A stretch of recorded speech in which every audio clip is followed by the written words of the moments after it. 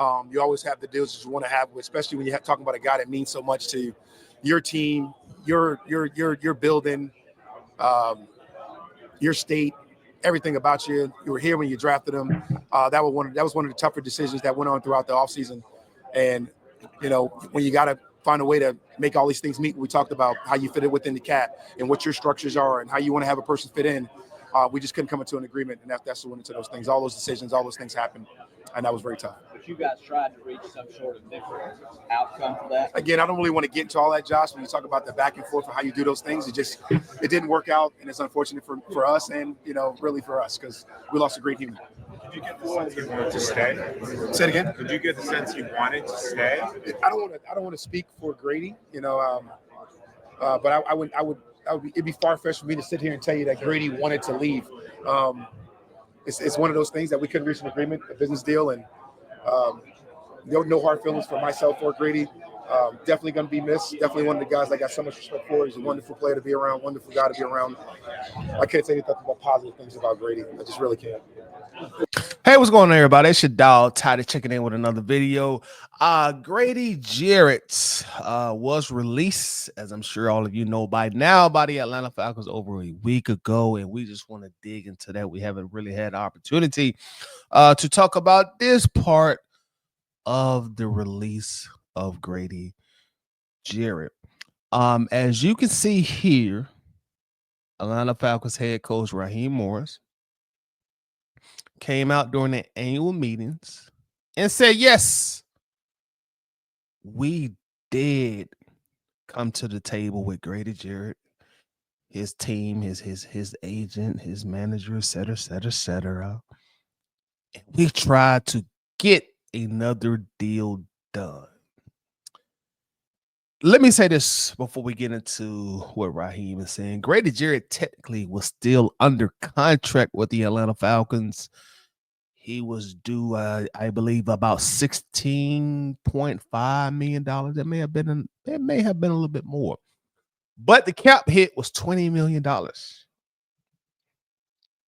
The cap hit was $20 million, and as we all know, the Atlanta Falcons are facing some. We have faced a very tight budget this offseason. Next offseason will be vastly different as we'll have a lot of money to spend. But this season, with Kirk Cousins' contract taking up a $40 million cap hit, the budget has been pretty tight. Pretty tight. And Grady Jarrett was obviously what is deemed a salary cap casualty with the release of Grady Jarrett. Raheem Morris is pretty much saying, long story short story long, that they did meet with Grady and try to get another deal done, another contract done. And I'm not going to be political with it. He's pretty much saying we tried to get another contract done with Grady with him taking less money.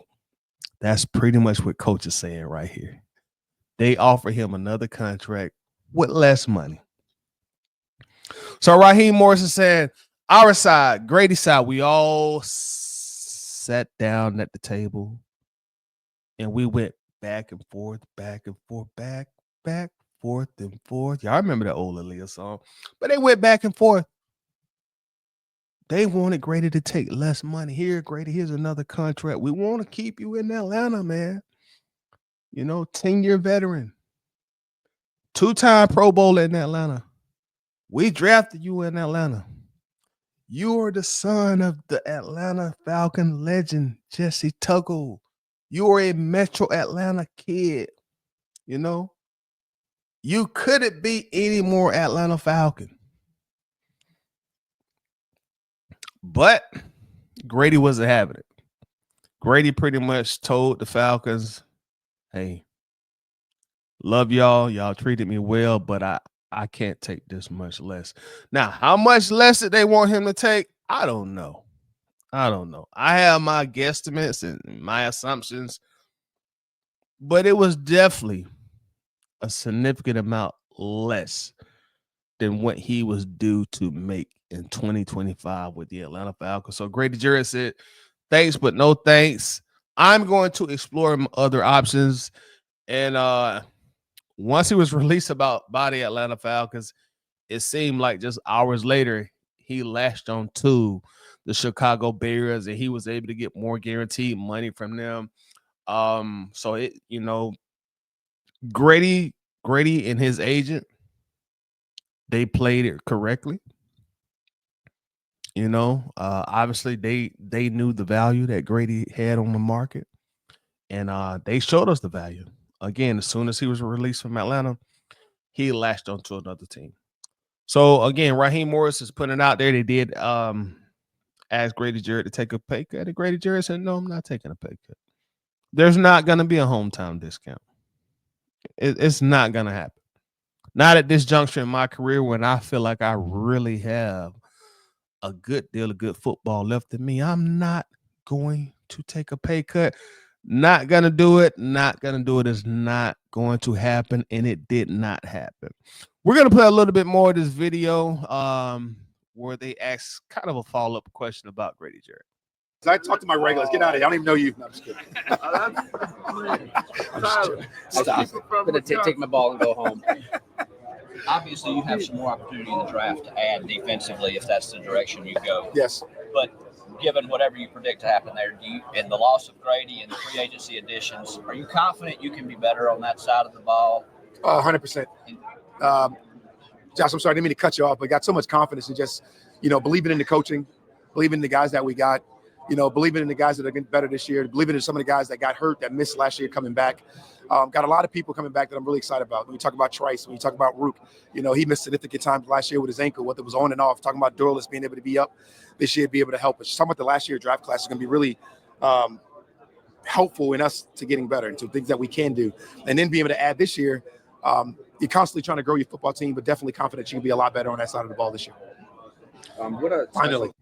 This was a great question because this is a question that I've had myself. Trust me, guys. I know Grady Jarrett, based on what we were paying him per year, he was no longer worth that amount of money. We were paying him a good deal of money, and unfortunately, the production just did not match the contract. This question that Raheem Morris was asked, like, look, you'd have lost Grady Jarrett, a 10-year veteran. You knew exactly what you were getting in terms of play on the field. Also in terms of the locker room influence, team leader. Are you confident it can be replaced? Naturally, Raheem Morris is going to say, yes, I am confident in myself, the coaches and the players that we have that are eventually going to replace Grady Jarrett in some form or fashion. Now, we do still have David Onyemata, so we still do have that veteran presence there on the D-line. Rook Oruro, he'll be back. He battled some injuries last year. He got placed on injured reserve for a period of time last year. He'll be back. As Coach said, Brandon Dorlins, Braylon Trice, and I'm pretty sure they're gonna draft somebody in the draft. My concern, again, we know what David Onyemata is gonna bring us, but Rook, he looked good in spurts as a rookie last year. Brandon Dorlins, he looked good in spurts as a rookie last year. But these guys are still unproven. The jury is still way out on these guys. We still don't know what we have in these guys. So they're going to be expected to take a giant step forward and fill the void left by Grady Jarrett. So we really are just going to have to wait. We'll know around week 10, week 11, week 12, whether or not the young guys will step into their own and fill the shoes vacated by Mr. Grady Jarrett. Now, with that said, we just got the Atlanta Falcons side of the story. Arthur Blank also released a letter, a pretty heartfelt letter where he referred to Grady Jarrett, his relationship with Grady Jarrett, just like one of his children. So once Grady Jarrett is done playing, you can definitely believe he'll still have a role within Flowery Branch, similar to Roddy White, Matt Ryan, Warwick Dunn, guys of that ilk. Now we heard the Atlanta Falcons side. Now let's hear Grady Jarrett's side, because Grady did release a statement via his Instagram. So let's take a listen to what Mr. Jarrett had to say. Yo, ATL was good. You know your boy wasn't leaving town without hollering at you, man. I just want to express my true gratitude for all the love you've shown me over these last 10 years. Being from Carnage, playing for the Atlanta Falcons was a dream, and that dream has come true. I couldn't do it without the love and support that you guys have given me over the years. Every time I step out on that field, I gave my all. I hope you felt it. It was real. It was genuine, and I was just pride for playing for my city, pride for the game, and just I hope you guys loved it. As we continue to transition to this next thing for me, due to some unforeseen business decisions, we all know what we signed up for, and unfortunately I didn't see it coming, at this point.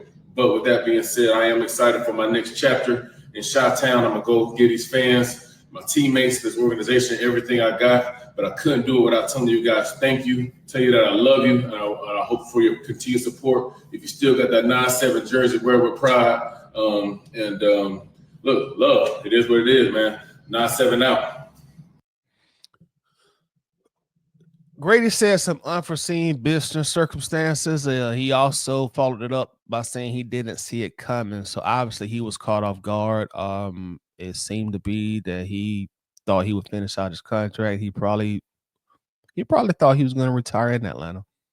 That probably was the vibes he had been given, these last, few years with the organization. Grady really was the Atlanta Falcons spokesman.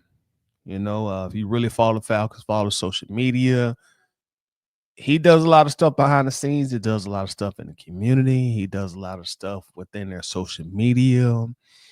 Once the Falcons upgraded their training facilities in Flowery Branch, Grady Jarrett was the person on social media that unveiled it to the world. He gave everybody a tour of the facility. So, he was definitely an anchor within Flowery Branch. But also, as Grady said, this is the business of the NFL. This is the business of the NFL. I do salute and appreciate Grady for addressing the Atlanta Falcons fan base in this fashion. As he said, in his caption of this video, he could have wrote a general letter, but he felt like the relationship and the bond that he had developed with us Falcons fans was bigger than that. So he wanted to address us by video so we all can get the vibes from him, which I definitely do appreciate. He had a storied career for a 50-year draft pick.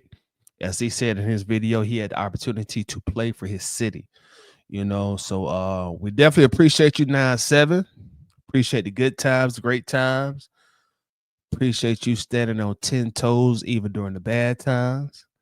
Appreciate that superior play in the Super Bowl. You putting Tom Brady on his ass numerous times. Unfortunately, we couldn't finish our breakfast that evening in Houston, Texas. But nothing but love for me, for Grady Jarrett. I'm going to continue to support him in Chicago and throughout his NFL career.